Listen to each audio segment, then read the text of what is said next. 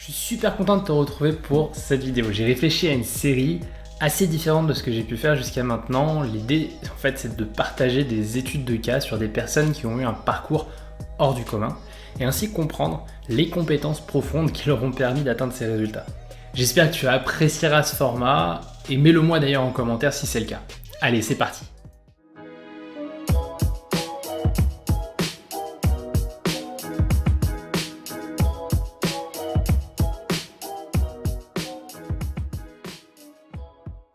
Je voulais démarrer cette série de vidéos avec une personne qui a beaucoup fait parler d'elle et s'est fait connaître du grand public grâce à Martin Scorsese. Je parle bien entendu de Jordan Belfort, surnommé le loup de Wall Street. Souvent quand on parle de trader, on pense à ça. Now let's knock this motherfucker out of the park! Hey Leroy! What? Your mama, she's calling you, man. Alors qu'en réalité, ça ressemble plutôt à ça.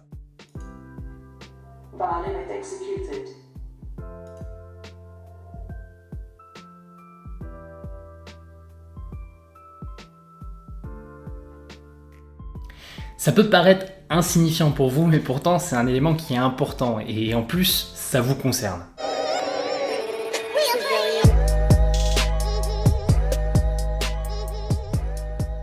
Jordan Belfort était somme toute un jeune homme brillant à l'avenir prometteur lorsqu'il commence sa carrière à la banque d'affaires Rothschild à Wall Street. Malheureusement, cette période elle est marquée par le crash de 1987 et Jordan, fraîchement diplômé, il se retrouve sans emploi. Il décide, malgré le contexte économique, d'utiliser les compétences acquises à Rothschild pour créer sa propre société de courtage, Stratton Oakmont. Gentlemen, welcome to Stratton Oakmont. Il va goûter à l'argent, au sexe et à la drogue, un cocktail explosif qui le conduira droit en prison sans passer par la case départ. Jusque-là, je vous apprends rien si vous avez déjà regardé le film.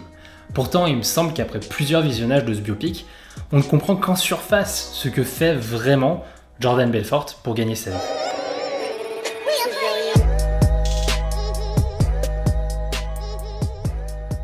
Lorsque l'on parle d'investissement, on remarque rapidement que certains mots comme finance, trading sont plutôt mal compris et ont une connotation assez négative dans l'oreille de beaucoup de gens. Pas difficile de comprendre d'où vient cette mauvaise appréciation, au regard des différents films et faits divers qui traitent le sujet. Je vous mentirais d'ailleurs si je vous disais que ce ne fut pas aussi mon cas. Cela m'a fait me poser cette question toute bête et pourtant essentielle, mais qu'est-ce qu'un trader ? Si on prend la définition de Wikipédia, on a quelque chose comme ça. Un opérateur de marché ou opérateur financier, plus communément appelé trader, est un négociateur de produits financiers. Il intervient sur les marchés organisés ou de gré à gré. Les opérateurs financiers sont souvent rassemblés au front office, dans la salle de marché d'une banque d'investissement ou d'une société de gestion d'actifs. Ok, je vous avoue que cette définition n'est pas très simple et cela mériterait une vidéo entière juste pour définir ce qu'est un trader. Pour le moment, je vous propose ma définition revisitée. Un trader est un acteur des marchés financiers qui a pour rôle d'acheter et de vendre des produits financiers dans le but d'en retirer un bénéfice. Son objectif principal est de gérer le risque. À côté de ça, on a Jordan Belfort et sa société Stratton Oakmont, qui est une société de courtage, ou en anglais broker. Et c'est là qu'on fait souvent l'amalgame entre les deux. Le courtier est tout simplement l'intermédiaire en fait entre les marchés financiers et le trader. Il permet d'exécuter les ordres d'achat ou de vente du trader. À ce stade, on comprend désormais que Jordan Belfort n'est pas un trader, c'est tout simplement un vendeur, un très bon vendeur. Il vend toutes sortes de produits financiers, mais il va surtout se spécialiser dans les penny stocks. Son but est simplement de vendre un produit sur lequel il touche des commissions, rien de plus. Enfin presque.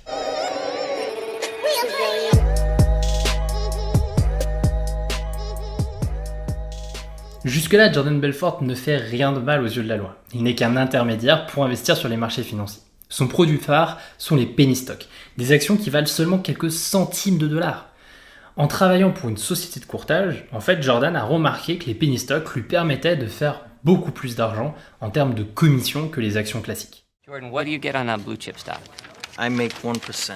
I did make 1%. Pink sheets, it's 50. It's 50%? 50% commission? Yep. For what? It's our markup for our services. So if I sell a stock at $10,000, my commission is $5,000. If you sell $10,000 worth of this stock, I will personally give you a blowjob for free. C'est son génie pour la persuasion qui lui a permis d'amener les investisseurs fortunés à regarder ses penny stocks au lieu de se contenter de l'américain moyen. 6 cents a share? Come on. Who buys this crap? Well, I mean, honestly, mostly schmucks. Postmen, there's always postmen. Right. Plumbers, they see our ads in the back of Hustler and Popular Mechanics, and our ads actually say they can get rich quick. Mais comment a-t-il réussi ce coup de force ? Je pense qu'il a joué sur les émotions humaines, et en l'occurrence la cupidité. Il n'a pas réussi à vendre ses produits parce que c'est un charlatan, mais plutôt pour la même raison qui amène des millions de personnes à jouer au loto. Le rêve de devenir riche du jour au lendemain. En France, nous avons un système par répartition, c'est-à-dire qu'une partie de notre salaire sert à payer notre future retraite. Pour un Américain, on parle de retraite par capitalisation. Ce qui change, c'est que c'est à lui de mettre de l'argent de côté tous les mois pour payer sa future retraite. S'il ne le fait pas, ça devient grave. Cela ne se fait pas tout seul. Il faut donc prévoir une épargne chaque mois et plutôt que de la cacher sous leur matelas ou sur un compte sans rendement et la laisser perdre de la valeur à cause de l'inflation, l'Américain se doit de la faire fructifier en bourse. Bien sûr, beaucoup d'institutions permettent de le faire à leur place, mais cela n'enlève pas aux Américains cette nécessité d'apprendre à investir et de voir en la bourse le moyen d'obtenir la retraite tant espérée. Finalement, si on combine les talents de persuasion de Jordan Belfort et le rêve américain du self-made man, on arrive à ce coup de téléphone. You finally found a broker on Wall Street that you can trust and who can consistently make you money. Sound fair enough? No, yeah, I gotta say I'm pretty impressed.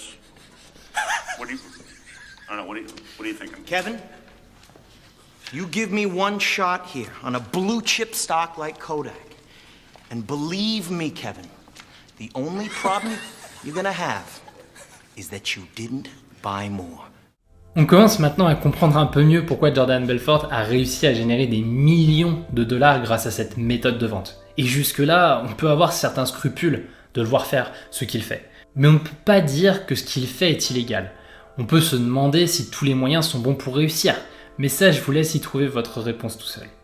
Ce qui m'intéresse ici est plutôt la sensation désagréable qu'une de nos valeurs est mise à mal.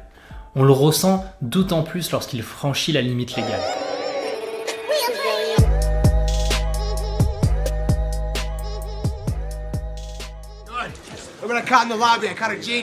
Enter Steve Madden, Great American cop. Red Hot Ladies footwear impresario. And thanks to Donnie, we were taking his company public. Stratton Oakmont was crawling out of the primordial ooze. Pond scum no more.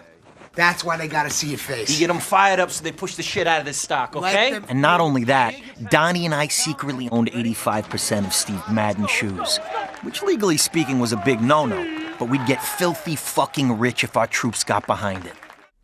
Gagner sur les commissions ne lui suffisait plus, et il va donc augmenter ses résultats en manipulant les cours des penny stocks. Le principe est très simple. La première chose à faire, c'est d'acheter des penny stocks à son propre compte. La deuxième chose, vendre à ses clients ces mêmes penny stocks pour faire monter le prix de l'action. Et enfin la troisième, revendre à prix fort les penny stocks qu'il détient et faire potentiellement s'effondrer les cours. Of the 2 million shares offered for sale, 1 million belonged to me, held in phony accounts by my rat holes. Now, once the price hit the high teens, you know what? Who gives a shit? As always, the point is this. $22 million in 3 fucking hours! C'est ce qu'on appelle faire du pump and dump, que l'on pourrait traduire en français par prendre et jeter. C'est une des manières de faire un délit d'initié. Je rappelle ici qu'un délit d'initié, c'est le fait de savoir à l'avance que l'action d'une entreprise va monter et de profiter de cette hausse pour s'enrichir. Encore une fois, lorsqu'on comprend ce qu'a fait Jordan Belfort, on ne peut que le condamner. Mais alors, pourquoi a-t-il réussi à la fois créer autant d'engouement à son égard et autant de rejet ? Pourquoi des milliers de personnes l'ont suivi dans cette aventure et en même temps le FBI l'a pourchassé jusqu'à l'envoyer en prison ? Il me semble que tout cela est possible parce que cette histoire touche à une valeur profonde, notre rapport à l'argent.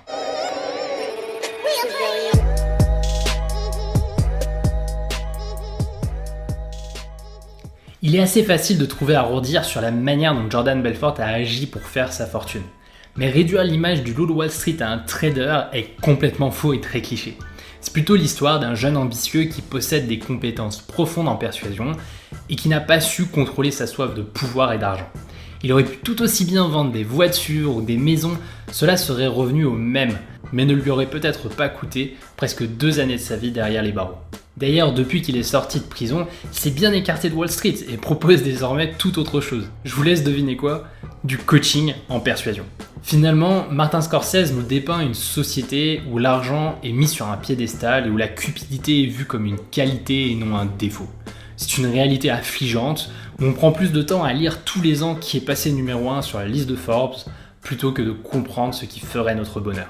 Il se peut que toi-même, en regardant le loup de Wall Street, tu te sois offusqué face à son éthique, ou bien qu'à l'inverse, tu sois resté rêveur par ce qu'il a pu accomplir. Peu importe, le dénominateur commun est ton rapport à l'argent, et dans les deux cas, il est faussé. Chacun a son avis sur l'argent, à commencer par Jordan, qui dès le début du film, il propose sa vision de l'argent, et il dit que l'argent fait de toi un homme meilleur. See, enough of this shit'll make you invincible. Able to conquer the world and eviscerate your enemies.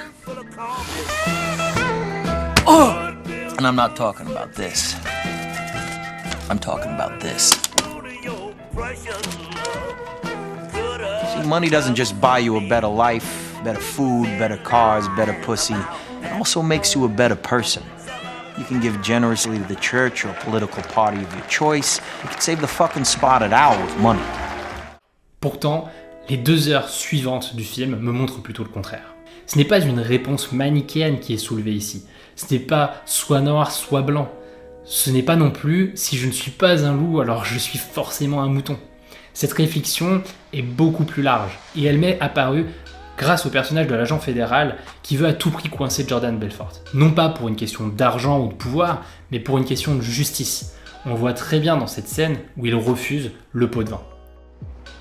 What if it was an intern, what does an intern make in a deal like that? Well, in that situation, I mean, in that particular trade, and with one trade, north of $500,000.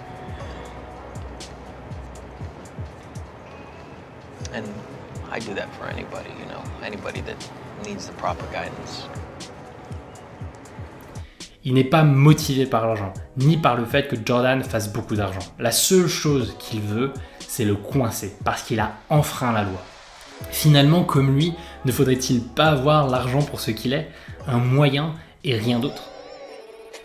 Voilà, j'espère que tu as apprécié cette vidéo, j'espère que tu auras appris quelque chose, que tu as aimé ce format de vidéo qui est un peu nouveau pour moi. Mets-le moi en commentaire si c'est le cas, pense au like, pense à t'abonner. Je te rappelle une dernière chose, l'échec n'existe pas, soit tu réussis, soit tu apprends. C'était François, do it yourself.